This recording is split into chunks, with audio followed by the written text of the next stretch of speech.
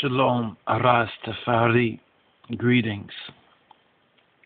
This is Wendim Yadon, this is Aras Yadinos Tefari, Ras Ayadonis Tafari of the Lion of Judah, Yehuda, Society of His Imperial Majesty. And we want to reason on the hoodie, on the subject matter of the hoodie, and continue this particular reasoning on the hoodie.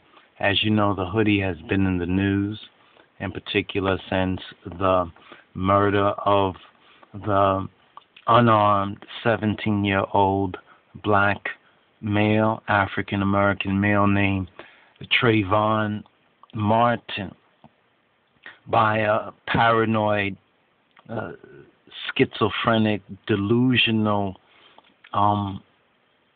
aggressive, murderous racist named George Zimmerman, though they're trying desperately to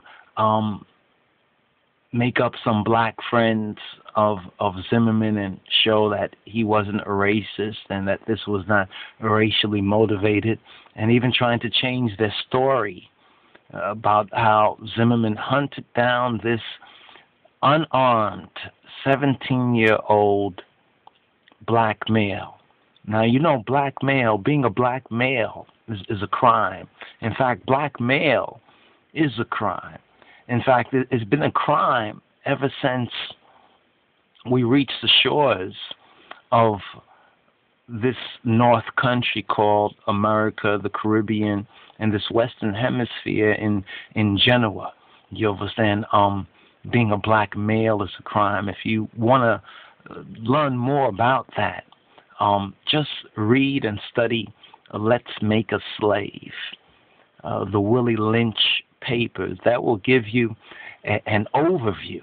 That will give you the grand plan, the so-called Massa's. That was Massa's plan. Now, I was showing Abuna Petros. He's wearing a hoodie as well. Abuna Petros. Let me point out this is Abuna Petros, the Ethiopian martyr, father of the Ethiopic church in 1930s. He was gunned down and murdered in cold blood, just like this African American male who also is wearing the hoodie. Because see, there's been a lot of negative stereotypes concerning the hoodie. But I'm here to say to my once lost but now found black sheeple that this is just another telltale sign about how one is seeking to connect with their roots, but not having the knowledge or the full knowledge, not having the half of the story of the truth. So we're going to go into this hoodie lecture and just give you a brief overview of the hoodie in so-called history, and then we're going to connect the hoodie in our story. Now, no doubt many of you all remember the whole thing about Boys in the Hood. Remember Boys in the Hood? What we did was go to the Wikipedia. And went to the Wikipedia, we saw hood, and then we looked up hood as headgear. Now, hood has a lot of different references, and this page here goes into some of the interesting references for hood and for hoodie. And when we get into the Webster's Collegiate Dictionary, we're going to break it down and go to the very root. Now, there's another understanding, another connotation concerning the hood, and that's concerning the hood and so-called hoodlum. There's really no connection except in ignorance between the so-called hood and hoodlum. As this Wikipedia page, let's blow this up, this Wikipedia page right here will go to demonstrate, right? And this page right here, it gives a description. Let's bring this in. It gives a description of the hood as headgear.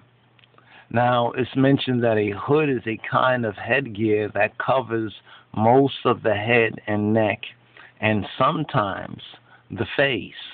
They may be worn for protection from the environment, for fashion, as a form of traditional dress or uniform. Now, this takes a lot of this so-called criminality, this gangsterism. Like every time you see a crime happen or every time a crime takes place, there's always some kid wearing a hoodie, as Gerardo Crypto Jew Rivera seeks to say or insinuate. What Gerardo Rivera is doing by shifting the blame to the hoodie is actually demonstrating his so-called pale Jewish loyalty to his counterpart, George Zimmerman, who also is part Hispanic and part Jewish, just like Gerardo Rivera is, and we demonstrated that in the previous video from the Nuwabian or the Islamic Hebrews, Dr. York. The Ansarullah communities, Leviathan 666. And we touched on that. Check out the other video going into that more. But so now when people try to say that the hood is somehow is gangster gear, as though all gangsters wear a hood, we can actually begin off here and get to the very root of it and dismiss that with facts and with evidence easily researchable. This right here, as you should probably know, is Wikipedia. Just go look up hood and then click on hood headgear and you'll get this particular article right here. So the hood says the hood is a kind of headgear. Now they say that the hood and hoods may be worn for protection from the environment. You see that right there? May be worn for protection from the environment, for fashion, as a form of what? Traditional dress. This is what we demonstrated by this quick collage that we did right here. Let's just bring up the collage again, and you'll see ancient Ethiopia, the ancient Ethiopian church. If you want a biblical reference, go to Acts of the Apostles chapter 8 to see really the roots of this ancient and archaic Christian church, black Judeo-Christian church. You see, this is the half of the story that a lot of black folks that go to church every Sunday really don't know about. You know what I'm saying? These are our true roots. These are our hidden roots. These are the roots that Slick Willie Lynch and his accomplices do not want us to know about and do not want us to connect with. So here's coming in right here, and we're gonna see Abuna Petros, Abuna Peter, you understand, Petros, who was martyred and killed by white people too. This is very interesting, and here we have this is a statue that was made to honor him.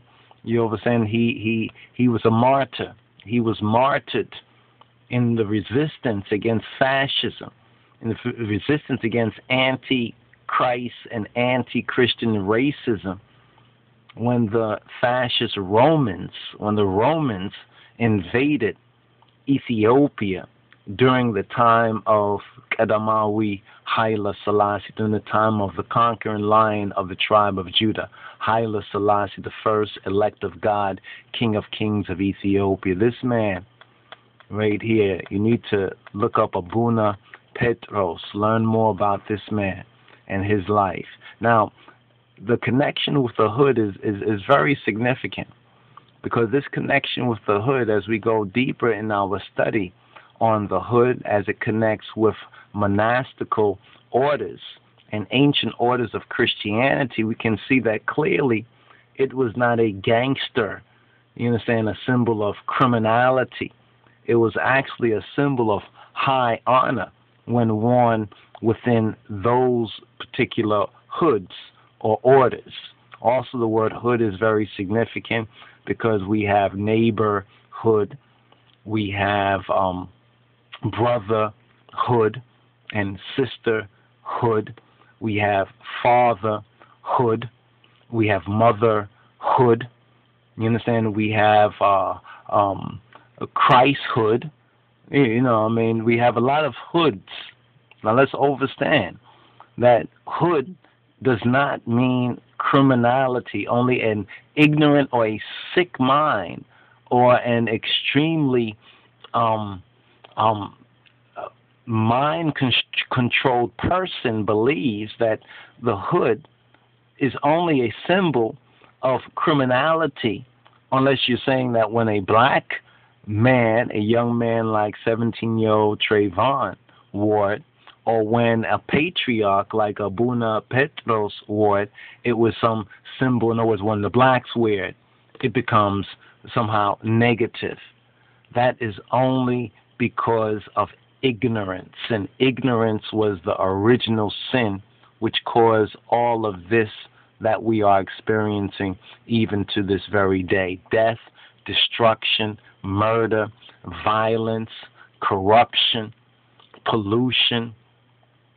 And then we can go into the special categories like racism in America, you understand, which is a very special case. But this article on the hood, it basically demonstrates that the hood is worn and can be worn for protection from the environment, for fashion, as a form of what? Traditional dress or uniform. Traditional dress.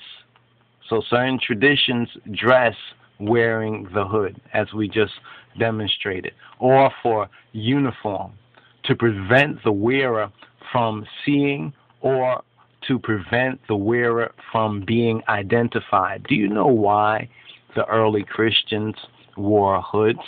You see, because down here it's going to touch on the Ku Klux Klan. They wore hoods too. Are we going to say that they were dealing with criminality, or some excuse is going to be made for them? But when we're speaking about why would one wear it to prevent themselves from being seen or being identified, is because the early black Christians, who were the true early Christians, were persecuted in the early days of Christianity. And this tradition, which actually originated in the East, went forward to Europe, and it got popular during the so-called the medieval age and the medieval time. But originally, the hoodie and the hood, as a part of a traditional dress, originated in the Christian and the monastic sense in the East. And in particular, we have it preserved in the Ethiopic church, in the Ethiopian Orthodox and Tewahedo church, or Beta Christian. And this is what is clearly demonstrated by these pictures that we have here. Once again, we're going to bring it to show you one more particular time, and you'll see the actual picture of Abuna Petros, and then you'll see the carved statue that was erected for his metasebia, or his memorial, after he was gunned down and murdered by racist white men, fascist Romans, who had invaded Ethiopia during the 1930s, during those 5 years from 36 to 1941. So here we see the hoodie, right? Here we also see the hoodie and the Christian cloak, and we can clearly see he's carrying the instruments, the Bible, you understand, the signs and the symbols of authority. And here's his statue, likewise, right there.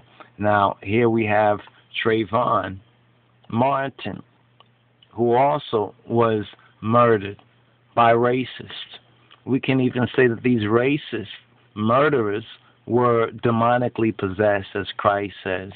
He says, your father was a murderer from the beginning. He did not abide in the truth.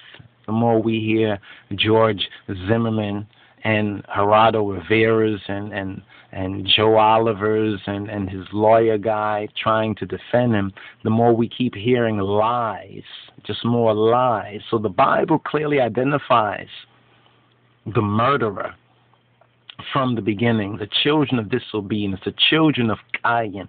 Brothers and sisters, we're teaching this and we're touching on this particular subject matter because it's timely.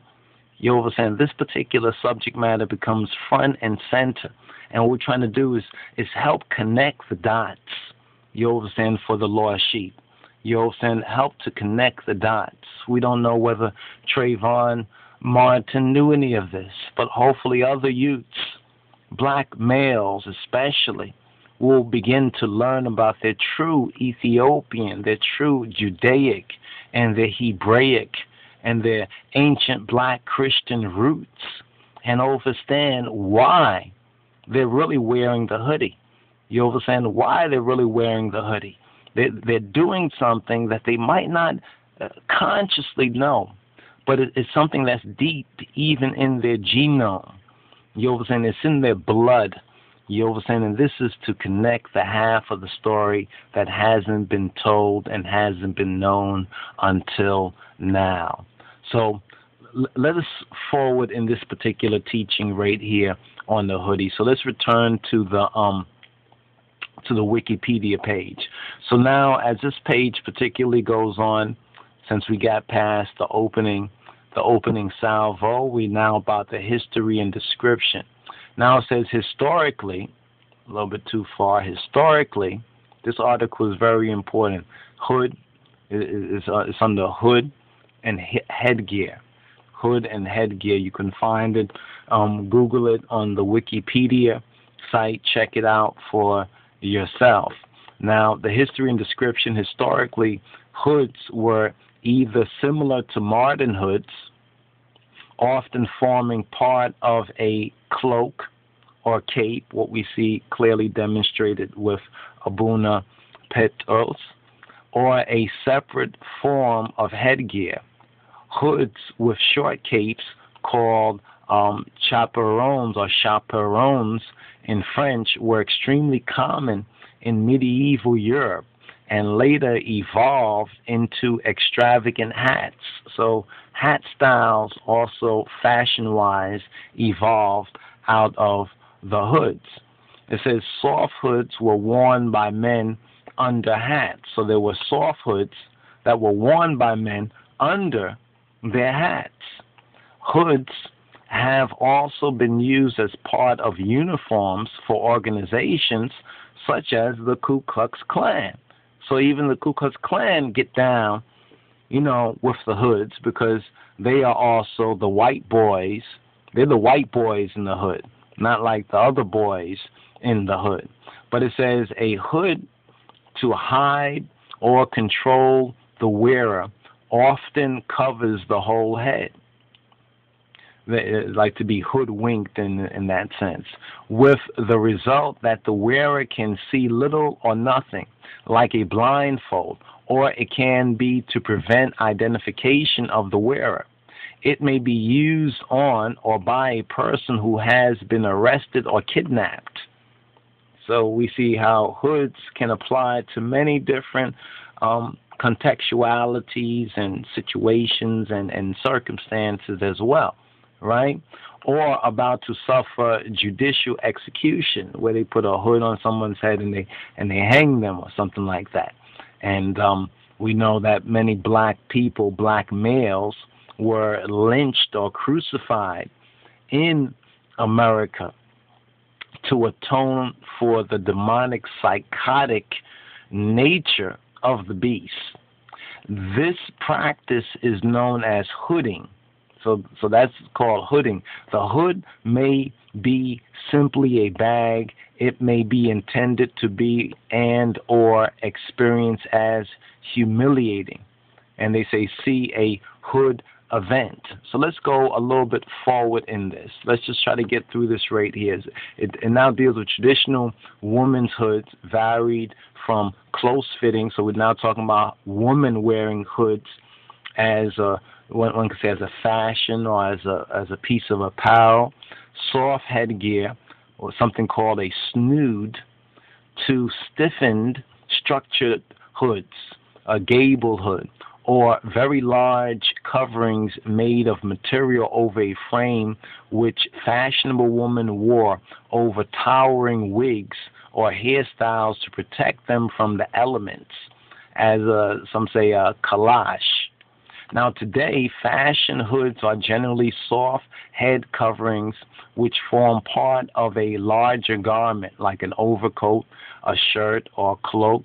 An exception is a rain hood, which is not part of a larger garment. They can be pulled up over the head when needed or left to hang down the back when not. They may also be detachable to turn a winter coat into a summer one, or may be designed to be folded or rolled into a small pocket in the neck of the garment when not in use. All right, you got that? That's just some of the background right there. Now we're going to touch on, now we're going to get closer to the real origin, especially as it connects with us as black folks of the hood. Here it talks about academic hood that was a part of the clerical or priestical clothing. So we know that priests, whether the Jesuits, we see pictures of Jesuit monks, we see pictures of druids, we see pictures of folks into maybe Wicca or other occult forms of spirituality or religion also wearing hoods. So we see there's a religious usage of the hood as well. Now here it talks about types of hoods. Now it says the Inuit peoples of the Arctic were expert clothing manufacturers, and the women's anorak, technically called the amauti, features a large hood used to shelter an infant on its mother's back. So here we get an example of traditional hoods in that sense. Now in Japan, hoods covered with chainmail or armor plates, something called tatami zukin, were worn by samurai warriors and their retainers. So the Japanese, they wore hoods, you understand, covered with chainmail or armored plates called tatami zukin or zukin, and they were worn by the samurai warriors and their retainers. It's almost like if you look at Stargate, you see how the Apophis and how those the so-called deity heads of the Egyptians, those were also like hoods as well.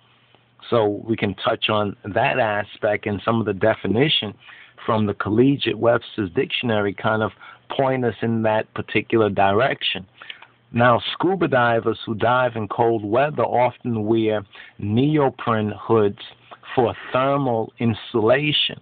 They cover the whole head and neck except the face, right? Now it's going to talk about a hood, right, is a component of academic dress that is often bright and decorative garment worn over a gown and used only at graduations or on other special occasions.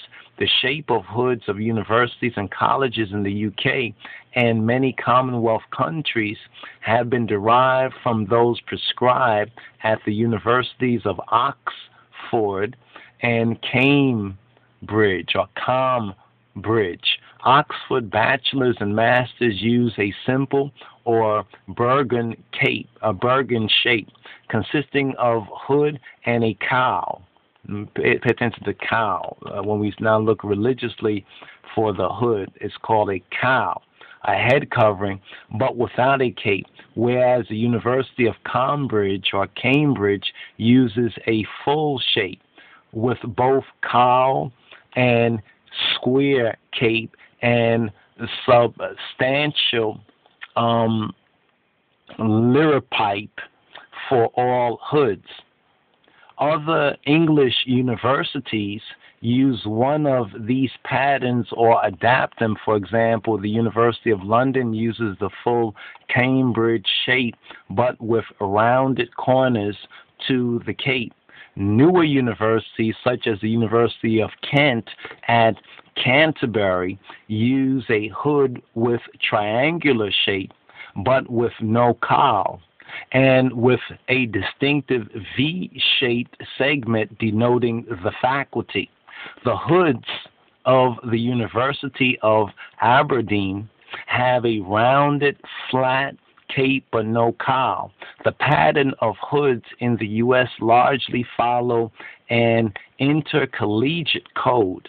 The length of the hood and the width of its velvet trim indicate the academic achievement level of the wearer.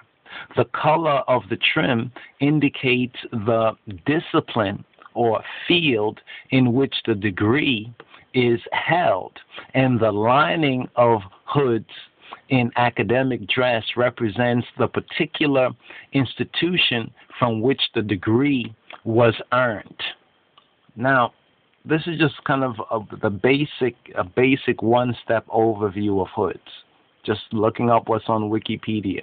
Now you can clearly see and hear there's nothing criminality about hoods. You see, so where is gangsters and black kids running around doing all this make-believe crime that Geraldo Rivera and others in the media, you understand, want to make you believe. You want to make believe. They're playing make believe, but real lives, such as the case of Trayvon Martin, real lives have been lost. You understand, are in danger because of this ignorance, this sickness, this stereotype, this madness. It's almost, in a sense, like a bias intimidation. That if a black man or male, especially a young male, is wearing a hood, he has to be a criminal. That is some kind of a bias. It's a very clear bias. It's a very dangerous and deadly sort of stereotype. And the best medication and prescription for such ignorance is education. And this is one of the reasons why we went about, first of all, to do a little bit of research in order to educate ourselves about this. And we got so full with all that we found, we said we have to endeavor to try to share some of this with those of y'all who will be willing, to learn and to listen to us, share it, and maybe rant a little bit about this this tragic and terrible situation that has happened, and the terrible injustice, and the clear and the unabashed racism that has gone on. It's like some folks don't really get it. Just like the shoe is on this foot today, it doesn't always have to be on this foot. You understand? As they said, bottom rail on top now, massa. Bottom rail on top. So that bottom rail is on the bottom, but that bottom rail can always come to the top. And we know that this is one of their one of their worst fears. Now let's see if we can go to one of the other pages that we have. Excuse me, people. This computer a little bit slow. I try to save these pages. I got a lot of kind of information here to share with you in a little bit of time on this particular subject matter, but I'm sure we're going to build on this subject matter much more, because it's something that we've been unconscious of. The reasons why we as black males are attracted to that hood, even wearing that hood, and the connection of the hood to the hood, if you get that, the hood, wearing the hood to the neighborhood, and also with the other brothers and the brotherhood, and even the sisters pick up on it, and the sisters wear the hood and the hoodie in the hood. You know what I'm saying? Linking them with their fellow sisterhood. You know what I'm saying? So there is much more to that, and ultimately, this ties in with our godhood. Believe it or not, this ties in directly with our godhood. Now, there's been a lot of calls, you understand, for justice, and the million hoodie march, that was very, very clever, very ingenious. I mean, that was really, really a good idea. You know, I mean, to really call attention to the madness, you know, to really make a profound and I would even say an earth-shaking statement. You know, I mean, we still have not even begun to dig into this particular issue. You know what I'm saying? We have not even begun to really, you know, half of the story, as it said, has not been told. Half of the story has still not been told as of yet.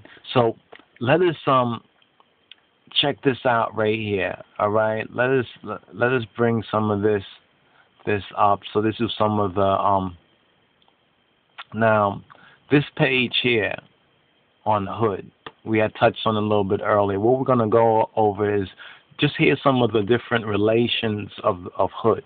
So when somebody says hood, you know, you need a clearer definition of what do you mean by hood, because there's the hood as the headgear. We just touched on that, a type of head covering. Then there's the article of academic dress, academic. That's like education, college. You know what I'm saying? Getting your degrees, academic. They also wear hoods, right?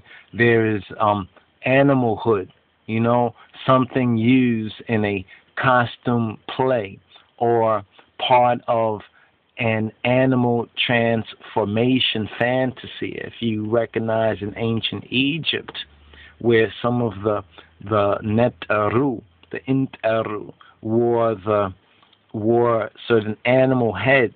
You can remember the Stargate movie, how they had that kind of a hood. Even the Apophis has like a snake hood, and we're going to come into that.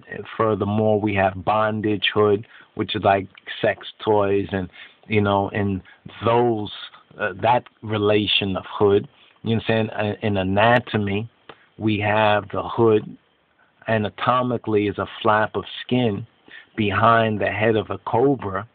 So the cobra also has this sort of hood. When we looked up in the definition, it pointed out that I think it had linked that falcons in falconry is the covering for a falcon's head when it is not chasing game. So when a falcon is not chasing game, it has a hood that's the covering, and then another form is the hood, anatomically the flap of skin behind the head of a cobra. Other forms of hood, soft top, retractable, soft roof, a convertible vehicle, a hood and the vehicle, the covering over the engine compartment in a motor vehicle, aka the bonnet. It's called bonnet in those English-speaking countries. We have fume hood, piece of laboratory safety equipment. There's lens hood, device used to block light from creating glare in photographs. We have range hood, which is exhaust system for a stove or a cooktop. Then in the entertainment industry, did we mention the clitoral hood? There's a clitoral hood. Also, it's the outer layer of skin surrounding the clitoris. You know, so there's different forms of hood. Now, of course, all those forms of hood is not mainly what we were seeking to point to or to reference, but it's just to show you that within the word, you know, there's more than the simple, ignorant, racist, or stereotypical references when we speak on something such as even a hood or a hoodie. But I'm saying that there's something more to the hood and black and Latino, but mainly black people's, in the hood, because we've created this sort of this byproduct of a culture in a desperate way to reach back and to connect with our roots and to find some roots or some grounding on one level of it, and then on the next level it's just a piece of clothing to keep one and protect one from the elements and to cover one's head, just to cover one's head. And now for ones to stereotype it and to use it as a pretext for a murder of a young 17-year-old black male is a crime. This is a crime against humanity. And this is not just a local crime incident, but it's actually one of those sort of crimes that deserve that global sort of attention. You understand? It's a not just in taking a human life is murder. You understand? And that was cold-blooded murder. There was no so-called self-defense about it. Now here's the hoodie. Then we looked up hoodie. You understand? We looked up hoodie. Now why was hoodie important? Well, let's look at this for a moment. So a hoodie is also called a hooded sweatshirt or hoodie, either spelled Hoodie or Hoody. Now, a hoodie is a sweatshirt with a hood, basically. Simple as that, a hoodie. You see right here, a hoodie basically is a sweatshirt with a hood. They often include a muff sewn onto the lower front, a hood, and usually a drawstring to adjust the hood opening, and may have a vertical zipper down the center, similar to a windbreaker style jacket. You know, the variations of hoodie, are many. There are many variations on the hoodie. So here we have a man wearing a hoodie. You understand? Over here we have a man wearing a hoodie. Now, it's interesting because this article has a history of it. It has perception of it. It has hoodie in Australia, Canada, New Zealand, United Kingdom, United States, and then there's some additional references. So we want to touch on, just deal with some of the history of the hoodie. All right? So we touch on the hood first, the root word, hood. And now we are touching on the hoodie. Now remember, there's the cowl. There's the cowl, C-O-W-L, which is what they call it in medieval Christian monastical orders. It's known as a cowl, and it's a part of religious garment as well. So here the history tells us, and here's a little boy wearing a hoodie, Canada, 2010. Does he look like a criminal? You understand? Should he get shot? But basically, is he a criminal, or is he not threatening because he is not a black male? See, these are the questions we need to ask, as well as answer these questions. Not just rhetorical questions. We need firm answers so we can really recognize how bad our situation is in this spiritual Egypt. Yehovah's. Now, the garment style and form can be traced back to medieval Europe. Really, it's older than medieval Europe, but in a Western Gentile sense, we can somewhat agree with that. When the formal wear for monks included a long, decorative hood called cowl, a cowl worn, a tunic or robes. The hooded sweatshirt was first produced in the United States starting in the 1930s. So the whole idea of what we know today as the hooded sweatshirt, I learned a lot from this as well, some of the basic history, that it was produced in America, in the United States in the 1930s. The modern clothing style was first produced by Champion in the 1930s and marketed to laborers working who endured freezing temperatures while working in upstate New York.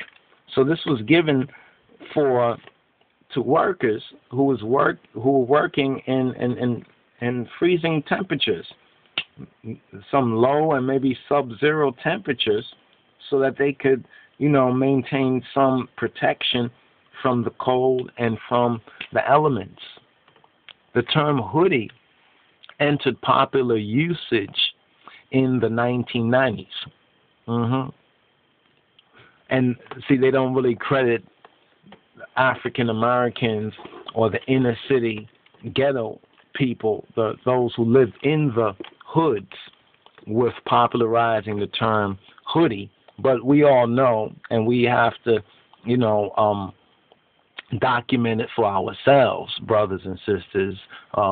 Wikipedia doesn't really make that obvious link, but we know that the 1990s, that was when the whole hip-hop, the inner city, the ghetto, the hoods, where it was getting popular to be a nigger, where being a nigger and the niggas style, with the rap and the hip-hop became lucrative for a few, at least. Now, the hoodie took off in the 1970s with several factors contributing to its success. Hip-hop culture developed in New York City around this time, and the hoodie's element of instant anonymity provided by accessible hood appealed to those with criminal intent. You see how they put this there? You see how they put this there? Now, high fashion also contributed during this era. So there's this duality. There were maybe a few who had criminal intent, but many others took it as a fashion statement, right? As Norma Kamali and other high-profile designers embraced and glamorized the new clothing. So they're glamorizing this new clothing, these fashion designers. That means their clothing probably is more expensive and somebody's wearing it, but they're not being criminalized because most likely they're not black. You understand? So we have to point out that we're not living in a post-racial age. We still are in a highly racial age, or even racist age. Most critical to the hoodie's popularity during this time was its iconic appearance in the blockbuster Rocky film. Now, was Rocky a gangster? So when Rocky does it, in other words, when Whitey does it, when Rocky does it, when Slick Willie does it, it's all right. But when a 17-year-old unarmed African-American male does it, he gets murdered by a paranoid, schizophrenic, delusional racist. By the 1990s, the hoodie had evolved into a symbol of isolation, a statement of academic spirit. Wow, that's not no criminality, is it? And several fashion collections. So several fashion collections all embrace this hoodie style. Now, notice where it actually came from. It came from that hip-hop culture. It came from the inner cities. It came from the ghetto. It came from the hood. You know, the hoodie came from the hood. But those in the hood don't recognize that they are Yahudah, that they are the lost sheep of the tribe of Judah. Now, the association with Chavs and Neds in the UK development around this time as their popularity rose with that specific demographic, young men, often skateboarders and surfers, or surfers? Are they getting shot down for wearing a hoodie? No, but why? Because they're white, sported the hoodie, and spread the trend across the western United States, most significantly in California. The rise of hoodies with university logos began around this time. So the universities began to cash in on this. Everybody began to cash in on this, and the ones that were getting criminalized because of it were African American, Latino, were blacks, black people, especially black males, were being criminalized, while Tommy Hilfiger or Hilfiger, Giorgio Armani, Ralph Lauren, for example, they used the hoodie as the primary component for many of their collections in the 1990s. So they went to the bank while black males got arrested, got profiled, got murdered, got to do prison time. You understand, whether they did or didn't do the crime, and almost as many times that they get in prison and criminalized for not doing the crime as for doing a so-called crime that they actually are able non-racistly to prove. You understand? Now, perception. It's interesting right here because now there's a little section on perception right here. They say in June 2011, police in Wynnum, Brisbane, launched a hoodie-free zone initiative with shopkeepers encouraged to ask hoodie wearers to leave. This is Australia, June 2011. Let's recognize what's happening globally, people. Racism is not just limited to the United States. The zone is part of an initiative to educate businesses on how they can avoid armed robberies. Wow. In which the clothing is often worn. This is what? Australia? Okay. Canada. Across Canada, hoodies, also called bunny hug in Saskatchewan, are often worn by people in many settings for warmth, protection against wind, and comfort. They are often worn under a coat or jacket to provide extra layer of clothing, often associated with street gang culture. Okay, New Zealand. New Zealand has a National Hoodie Day, a pro-youth initiative. Now, notice how different folks deal with their youths.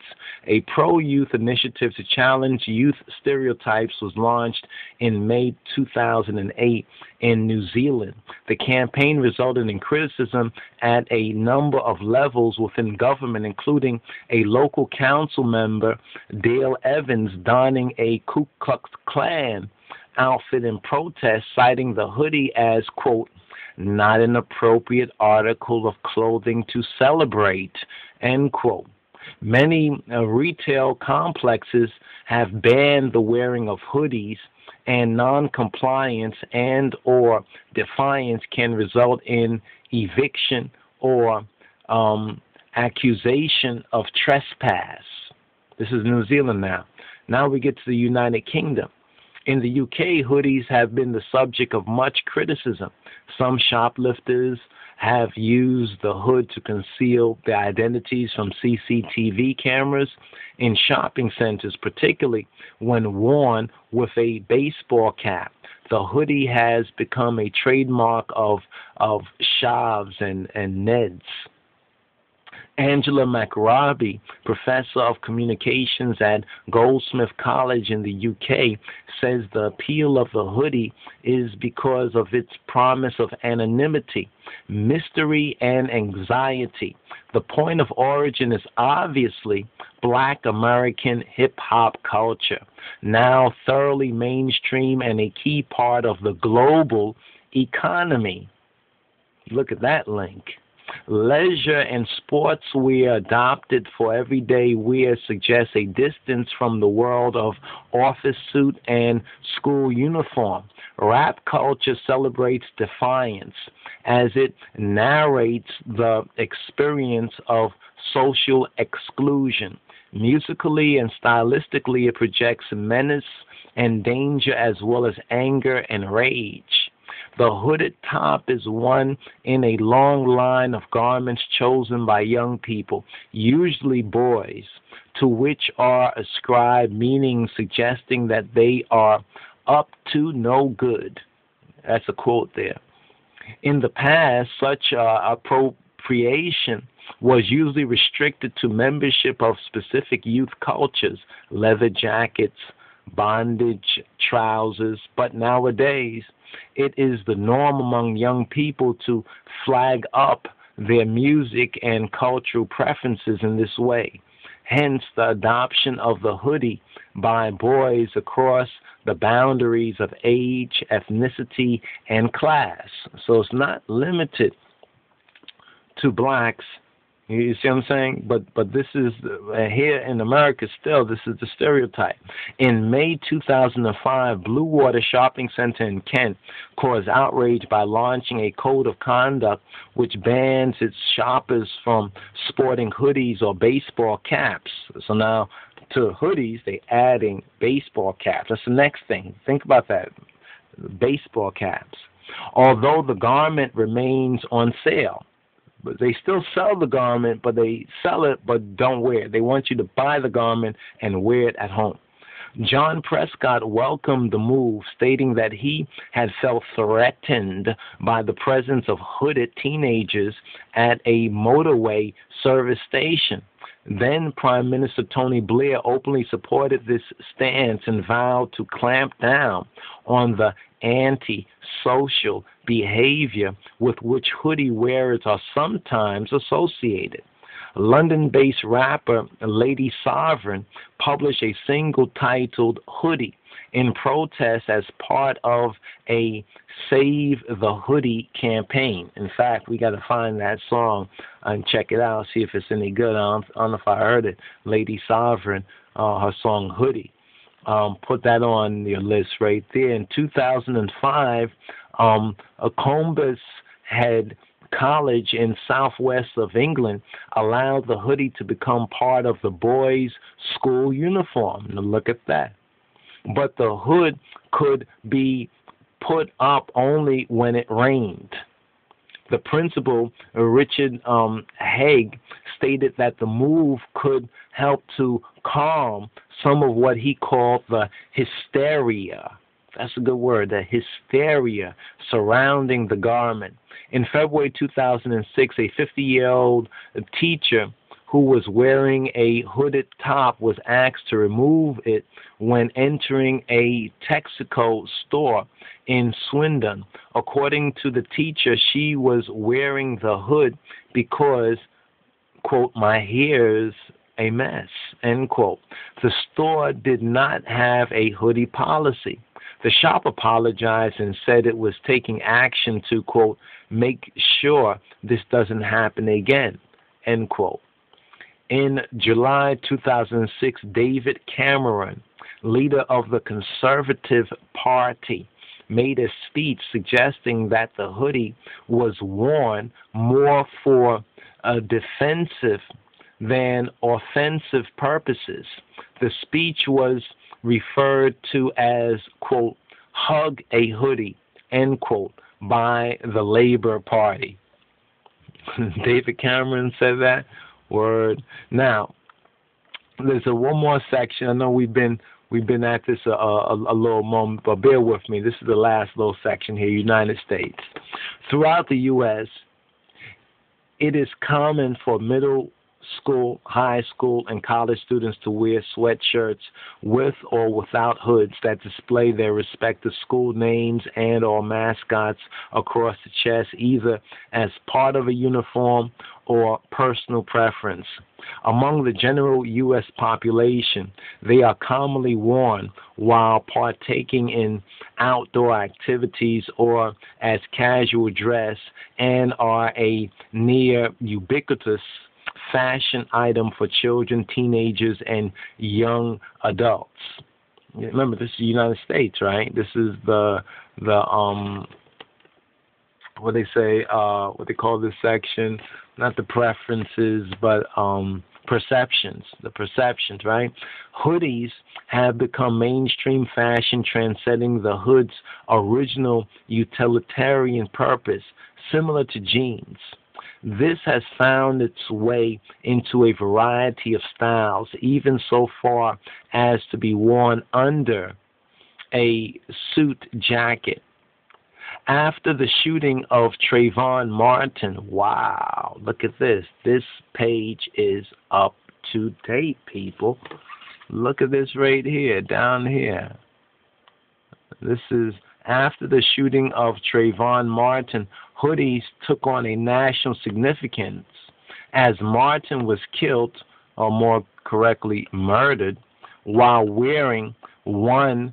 Donning a hoodie was seen as a sign of protest, and many cities across America staged, quote, million hoodie marches, end quote, or 100 hoodie marches, end quote. Additionally, some professional athletes, including Carmelo Anthony and the entire Miami Heat roster, tweeted photos of themselves wearing hoodies.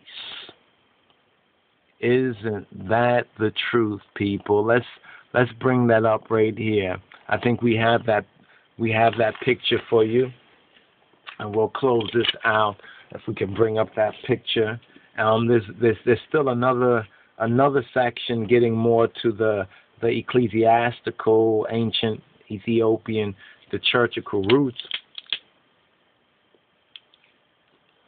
of the hoodie, and we'll touch on that hopefully in the following portion of this. Okay, there we have the ecclesiastical hoodie. I think is right down. Is this it? Right here. Yeah, you can see this right here. This is all right. There's Carmelo and the team. Rest in peace, young brother Trayvon Martin. May the God of Abraham, Yitzhak, and Yaakov, the Almighty God, the God and Father, our black Lord and Savior, Jesus Christ, be with your soul. Shalom. Rastafari.